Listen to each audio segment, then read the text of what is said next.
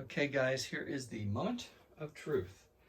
So I've mixed up all my paints and I spent 5 minutes trying to get my gloves on, so I finally got the gloves on.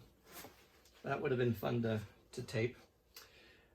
So I'm going to just prep the canvas, and I just put black around the edges and the corners, so hopefully what it does for me is as it slowly starts to dry, it sort of becomes tacky, it sets up a little bit, and so when I tilt the paint over, has a better chance of sticking and not showing the canvas underneath.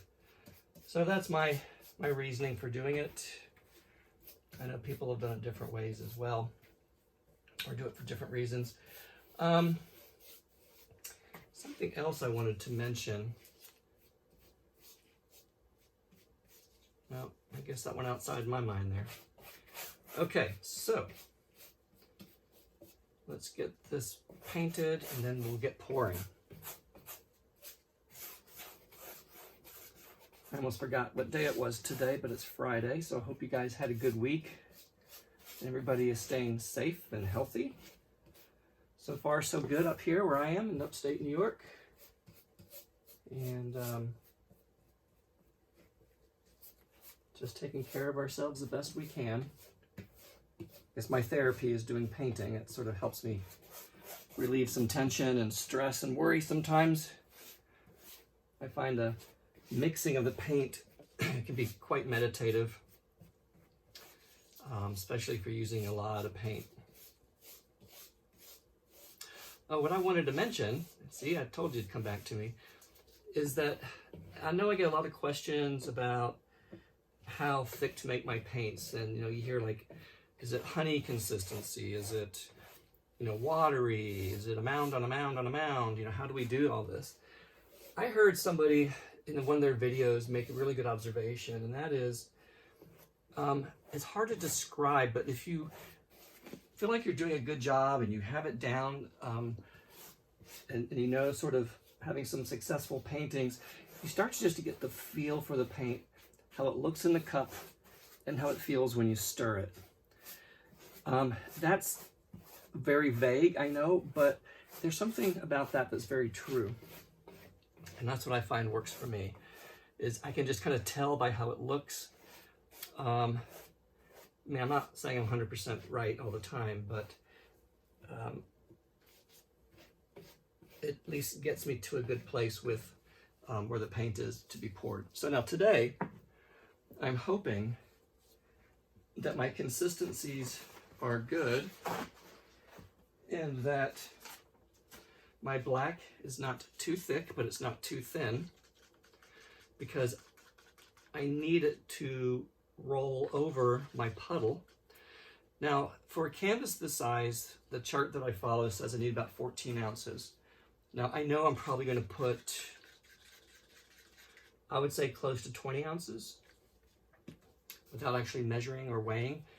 But I'd rather have more than not enough. It bothers me a lot when I'm pouring and then I don't have enough paint and it just stretches and stretches, and then you've almost like wasted all that paint. So the other question I have people say is that looks like you waste a lot of paint or dump a lot of paint. The reality is I don't. I think it's no different than tilting you would normally do. Where I waste the paint, that I know I do, and it makes me crazy, is when I have to scrape this off and start over. And that's what we're hoping to avoid today. Now the goal today is to get one pour, and that's it. So we are going to start, and let's cross our fingers.